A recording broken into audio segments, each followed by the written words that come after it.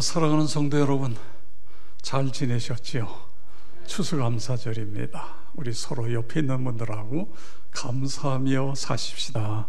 서로 인사하시면서 감사하며 사십시다. 저는 금년 추수감사절을 특별한 감사 이렇게 정해보았습니다. 1층에 내려가면 푸른 초장을 아름답게 꾸미고 10분의 화가들이 그림을 전시해 놓았습니다. 여러분 꼭 가셔서 그림을 만지면 안 되고요, 눈으로 보시기 바랍니다. 그뿐만 아니라 앞서 광고한 대로 우리 교회가 그러니까는 30년 전에, 우리 교회가 이제 46년이 됐는데 16년 됐을 때에 세 번째 교회를 개척했습니다. 이 교회가 퇴계원 성결교회인데 교회가 많이 부흥했어요. 그리고 이제 30년이 되니까 우리를 낳아준 교회가 역촌교회인데 그냥 있을 수 없다. 그래서 여러분이 예배가 끝나고 내려가면 떡을 드리는데, 이 떡은 30년 전에 우리 교회가 개척한 퇴계원 교회가 여러분들에게 주는 선물입니다. 맛있게 드시고 퇴계원 교회를 위해서 기도해 주시기 바랍니다.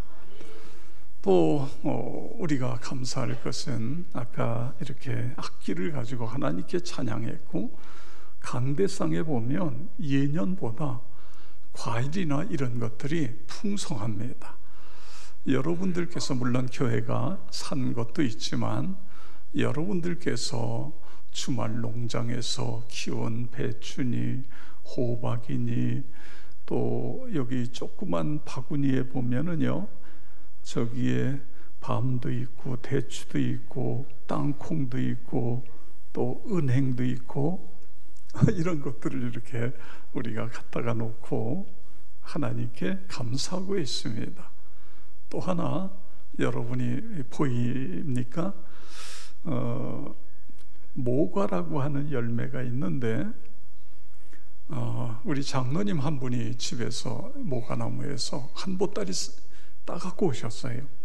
그런데 제가 어느 날 교회를 향해 오다가 교회의 담쪽을 보니까 이렇게 큰 잘생기고 노르스름한 열매가 열려 있는 거예요. 깜짝 놀라서 저게 뭐지? 그랬더니 그게 모과예요. 모과. 5개가 열렸어요.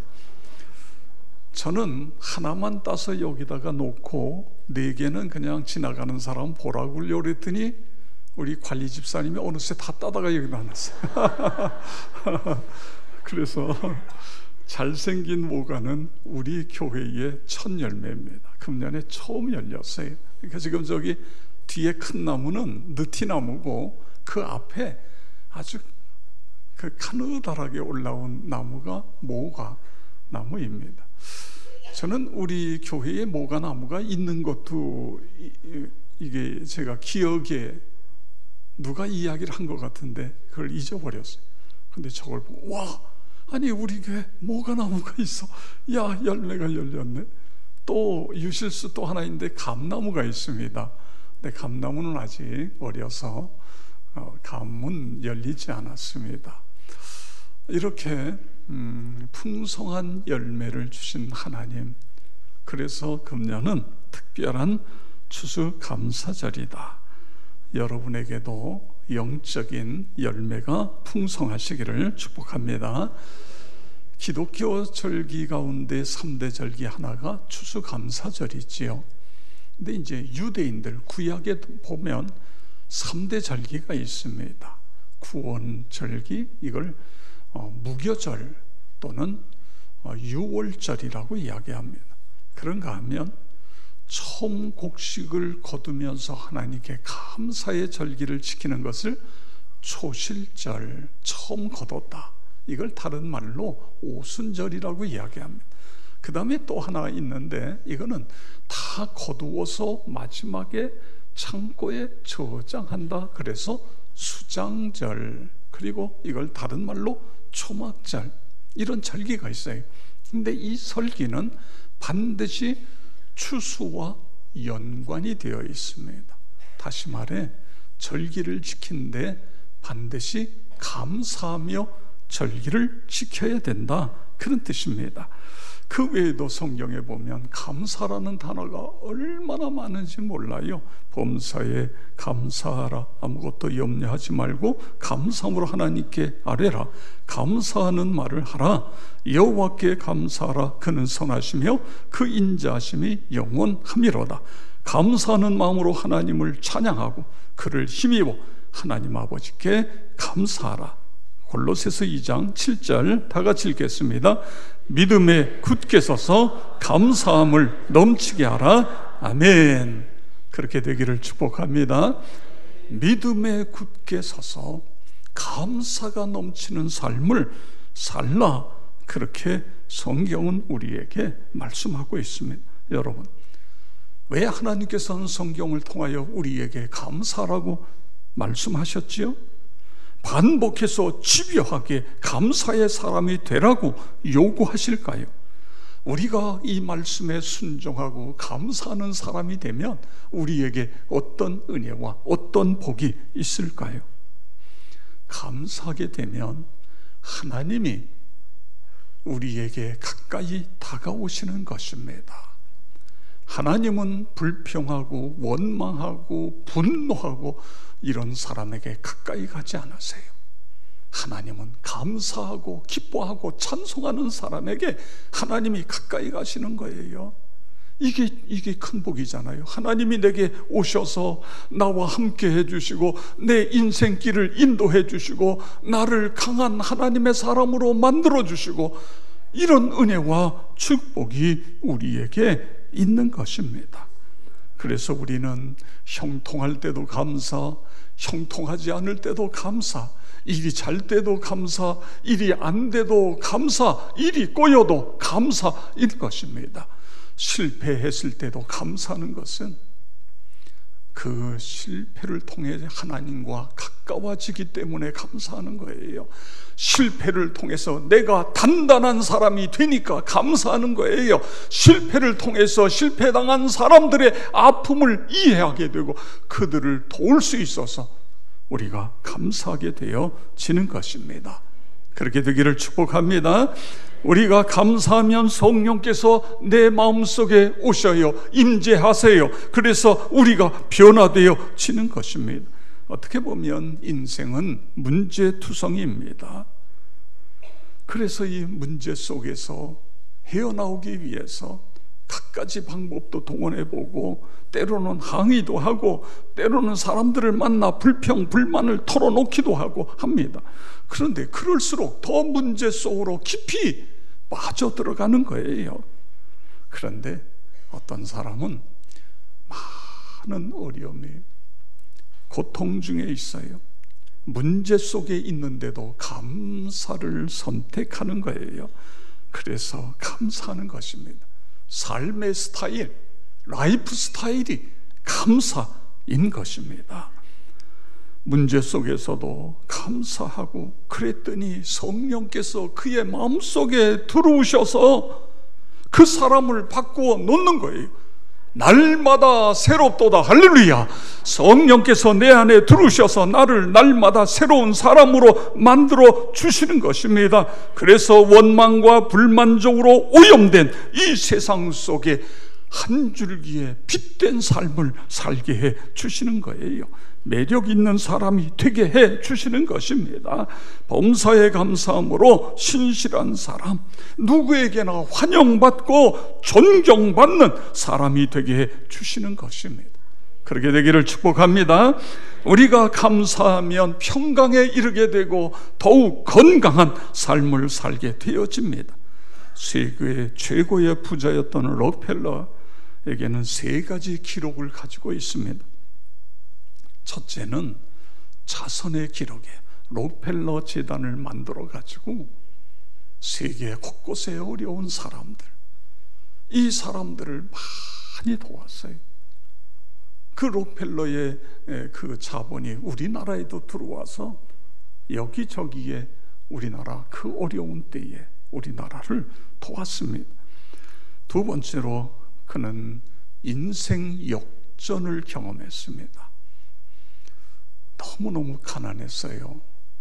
그래서 사랑하는 여인과 행복한 가정을 이루려고 그랬는데 이 여인이 지질이 가난한 이 남자와 살 수 없다고 도망을 가버렸어요. 여러분, 이 여자가 나중에 얼마나 후회를 했을까요? 아이고, 내가 조금만 참았으면 그랬을 텐데. 그런데 세계 최고의 부자가 됐잖아요. 세계 최고의 부자가. 그 다음에 그는 건강하게 장수의 축복을 받았습니다. 사업이 막 일어날 때에 얼마나 바쁘고 정신없이 살다가 병이 딱 걸린 거예요. 머리가 다 빠지고 먹을 수가 없고 허리가 구부러지고 죽게 됐어요. 그래서 하나님께 매달려 기도하면서 하나님 살려주세요. 그래서 하나님이 살려주신 거예요. 이분이요 98세까지 사셨어요. 그 당시에 98세는 지금으로 이야기하면 한 120세 이상 산 거예요. 최고의 장수니까. 어떻게 해요? 예수 그리스도를 나의 구세주로 믿었고 그 다음에 범사에 감사했어요. 모든 걸 다 감사했어요. 그래서 그는 어떤 일이 있어도 남을 비난하지 않았던 것입니다. 그리고 경건한 삶을 살았어요. 평생토록.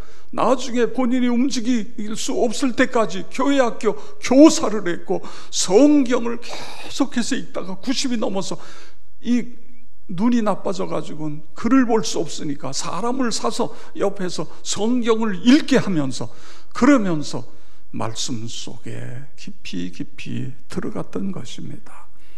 성도 여러분, 감사하게 되면 행복해져요. 감사하게 되면 건강하게 살게 돼요. 그렇게 살아가실 축복합니다. 자, 그러면 우리가 어떻게 해야 감사하며 살아갈 수 있겠습니까? 여러분, 어떻게 해야 감사하며 살아가요? 습관이 되지요, 물론. 그래서 감사의 편지, 감사의 일기를 매일 쓰는 것 중요해요. 나는 하루에 10가지 감사를 찾아서 쓴다. 그리고 10가지를 쓸 수 있어요. 그런데 여러분, 가장 중요한 감사의 조건은, 감사의 원인, 근본적인 원인은 하나님의 사랑에서 찾는 거예요.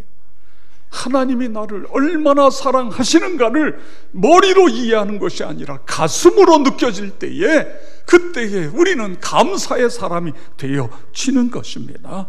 요한일서 4장 7절 8절 보세요. 사랑은 하나님께 속한 것이니 하나님은 사랑이심이라. 아멘. 사랑은 하나님께 속한 것이다, 그거예요. 하나님은 사랑이신 것입니다. 그 하나님이 내 안에 들어오시면 우리가 사랑의 사람이 되어지고 감사의 사람이 되어지는 것입니다. 여러분, 모든 것은 사랑으로부터 시작이 되잖아요. 우주 창조도 하나님의 사랑으로부터, 우리도 하나님의 사랑으로부터. 그래서 요한일서 4장 9절 10절에 우리 다 같이 함께 읽겠습니다. 하나님의 사랑이 우리에게 이렇게 나타난 바 되었으니 하나님이 자기의 독생자를 세상에 보내심은 그로 말미암아 우리를 살리려 하심이라. 사랑은 여기 있으니 우리가 하나님을 사랑한 것이 아니요 하나님이 우리를 사랑하사 우리 죄를 속하기 위하여 화목제물로 그 아들을 보내셨습니다. 아멘. 우리를 하나님의 형상대로 창조하셨을 뿐만 아니라 인간이 죄를 범했을 때에 영원히 죽음에 이르고 멸망을 당할 수밖에 없었을 때에 하나님은 당신의 독생자 예수님을 이 세상에 보내신 거예요. 우리의 죄를 대신해서 예수님을 십자가에 못 박아 피 흘려 죽게 하신 거예요. 이걸 대속의 죽음이라고 그래요. 그래서 우리가 그 예수를 믿으면 죄 용서함을 받는 거예요. 그 예수를 부활해서 우리의 구세주가 되게 해 주신 것입니다. 하나님의 자녀가 되게 해 주신 것입니다. 여러분, 하나님의 사랑은 언어만의 사랑이 아니라 행동으로 나타난 사랑이신 것입니다. 구체적인 행동으로 사랑을 우리에게 보여주신 것이 십자가예요. 그것이 우리의 사랑인 것입니다. 그런데 놀라운 것은 우리 하나님께서 예수님 보내시고 십자가에 못 박아 죽게 하셨다가 부활하신 것으로 끝난 게 아닙니다. 그 다음에 중요한 것은 하나님의 영이신 성령을 통해 우리 안에 들어오시는 거예요. 이게 놀라워요. 자, 우리 요한일서 4장 15절 우리 다 같이 읽겠습니다. 누구든지 예수를 하나님의 아들이라 시인하면 하나님이 그의 안에 거하시고 그도 하나님 안에 거하시느니라. 할렐루야. 그렇습니다. 예수를 하나님의 아들로 믿으면 하나님의 영이신 성령께서 내 안에 들어와 거하신다 그거예요. 성령님이 내 안에 들어와 거하시면 우리는 날마다 새로워지는 거예요. 능력 있는 그리스도인이 되는 거예요. 그분이 내 안에 들어오셔서 우리의 죄를 담당하세요. 죄로부터 우리를 자유케 주시는 것입니다. 우리의 성품을 하나님의 성품으로 담게 해 주시는 것입니다. 능력 있는 그리스도인이 되게 해 주시는 거예요. 이것이 우리가 감사해야 될 가장 첫 번째고 이것이 참된 감사인 것입니다. 그렇게 살아가시기를 축복합니다. 특별히 오늘 이 자리에 처음 나오신 분들 또는 오래간만에 나오신 분들 가운데에 나는 예수가 믿어지지 않는다, 그런 분들이 계시면 이 시간에 기도하세요. 예수님, 나도 믿고 싶습니다. 당신이 하나님의 아들이신 것, 나를 위하여 십자가에 피 흘려 구속하신 것 믿어지게 해 주십시오. 나도 하나님의 아들, 딸로 살아가게 해 주십시오. 하나님의 이루 말할 수 없는 큰 구원, 은혜, 능력 가운데 살아가게 해 주시옵소서. 그렇게 되어지기를 축복합니다. 오늘이 추수감사주일이에요. 1년 감사하고 또 금년에 많은 풍년을 주셔서 감사하고, 저는요 작년에 추수감사절 하루 전날 막 아파가지고는 병원에 여기 가고 저기 갔더니 맹장이래요. 그런데 내일이 부활절이잖아요. 부활절 날 병원에 가 있으면 안 될 것 같아서 하여간 부활절은 지내고 병원에 가자. 그러다가 이놈은 맹장이 터져버렸어요. 그래가지고 고생을 바가지로 했습니다.